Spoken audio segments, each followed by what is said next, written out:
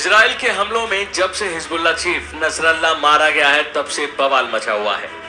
एक तरफ हिजबुल्लाह ने नया चीफ चुन लिया है तो वहीं दूसरी ओर नसरल्लाह के मारे जाने के बाद से कई देशों में मातम पसरा हुआ है और इसका असर पाकिस्तान में भी बड़े रूप में देखा जा रहा है, जहां सड़कों पर हजारों लोगों की भीड़ उतरकर शोक मना रही है, प्रदर्शन कर रही है, जिसके बाद बवाल की खबरें आ रही हैं।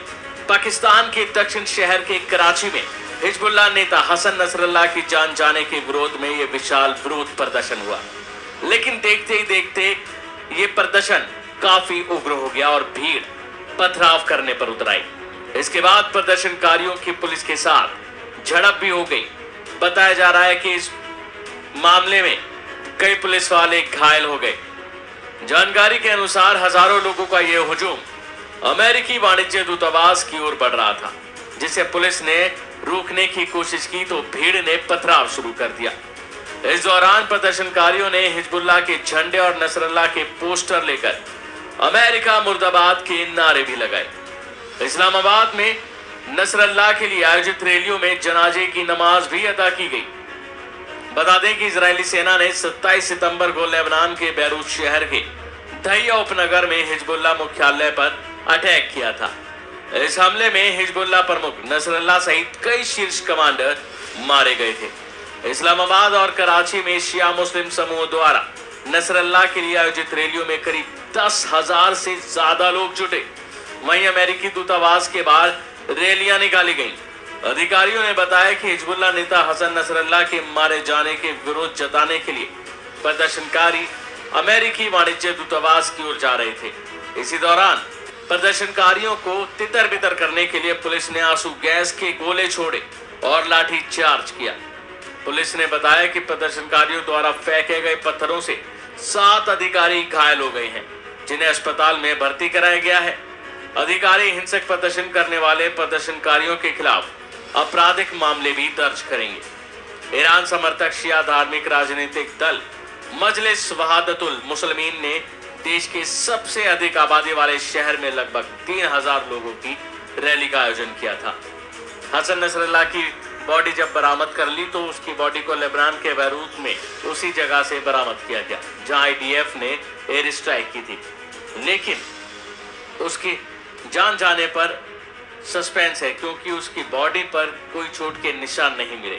हालांकि इसको लेकर ये उम्मीद जताई जा रही है कि ये आशंका जताई जा रही है कि धमाकों की वजह से ही उसकी जान गई है।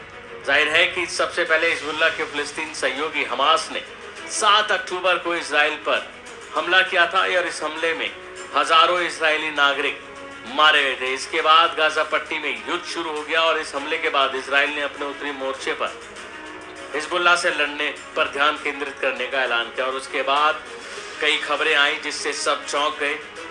दोनों ओर से हमले किए गए, लेकिन बड़ी खबर जब आई जब हिजबुल्लाह चीफ नसरल्लाह इस हमले में मारा गया। और अब देखना है कि आखिर क्या क्या बड़ी अपडेट्स आती हैं, क्योंकि हिजबुल्लाह चीफ अब नया बन गया है।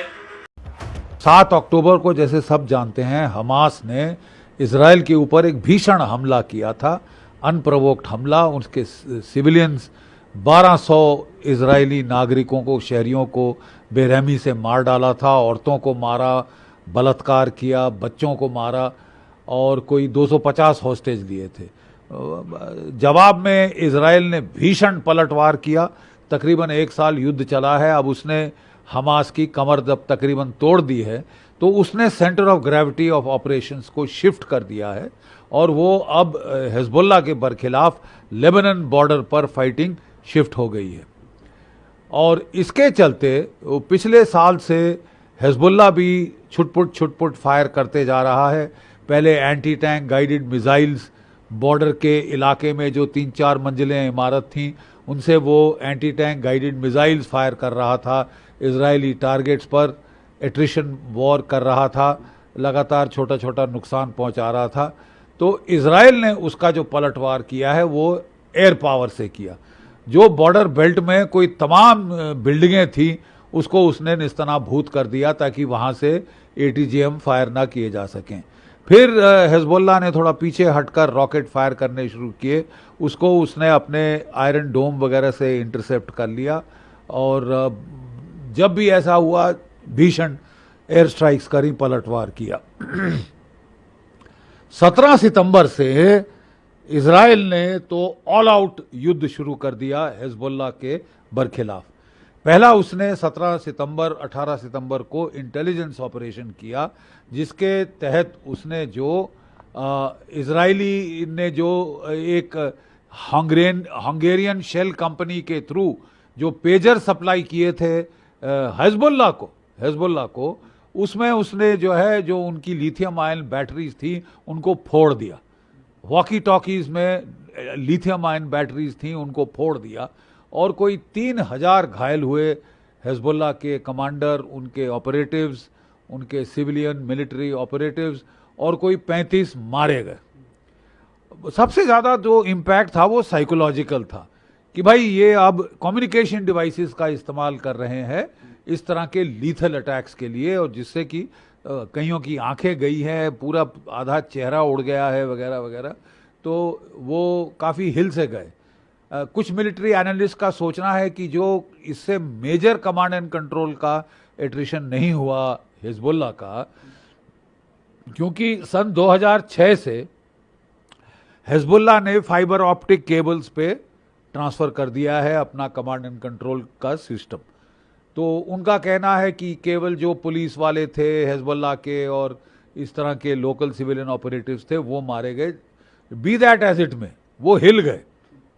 ईरान भी घबरा गया कि साहब अब ऐसा हमला हम पे होगा, उसने सारे अपने पेजर और ये बंद करा दिए, वॉकी टॉकीज।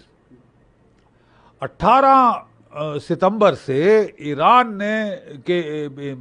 इजराइल ने लगातार ताबड़तोड़ जो है हवाई हमले हिजबुल्लाह पे शुरू कर दिए हैं, कमेंट्स कर दिए हैं, जिनके चलते कोई 1700 किलोमीटर वर्ग क्षेत्र में उन्होंने बमबारी करी है।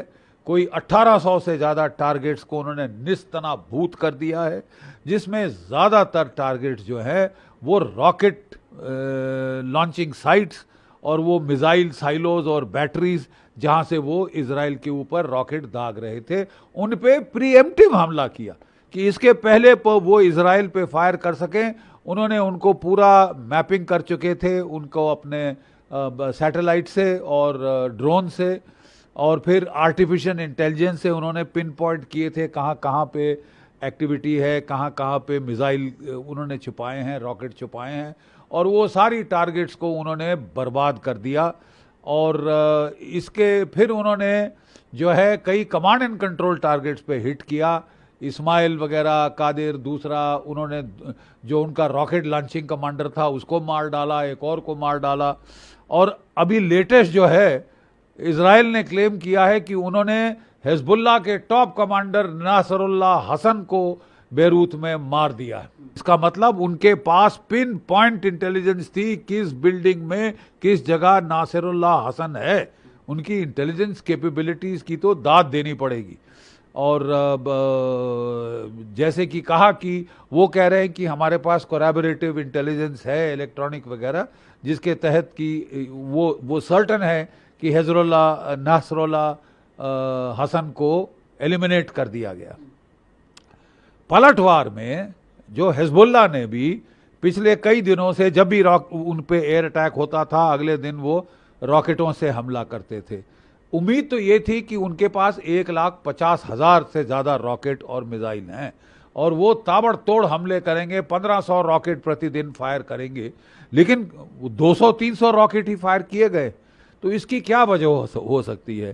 पहली वजह तो ये हो सकती है कि प्रीएम्प्टिव स्ट्राइक्स में उनके रॉकेट ही उड़ा दिए गए जो कि वो फायर करना चाहते थे। इसके पहले कि वो फायर कर सकते थे उनको निस्तनाभूत कर दिया। वो रॉकेट्स को, अनगाइडेड रॉकेट्स को, कात्यूशास को वगैरह वगैरह, जो कि हाइमार्स के बराबरी के रॉकेट है, अनगाइडेड रॉकेट है। उनके पास प्रिसीजन गाइडेड म्यूनिशंस भी हैं, वो अभी तक उन्होंने फायर नहीं किए। अब क्यों नहीं किए? एक तो है कि ये प्रीएम्प्टिव स्ट्राइक्स में इतना नुकसान हुआ है कि वो फायर करने के काबिल नहीं रहे। दूसरा कि वो डर रहे हैं कि वो नहीं चाहते कि भारी एस्केलेशन हो और इजराइल ग्राउंड वॉर शुरू कर दे, इसलिए वो हाथ रोक रोक के फायर कर रहे हैं।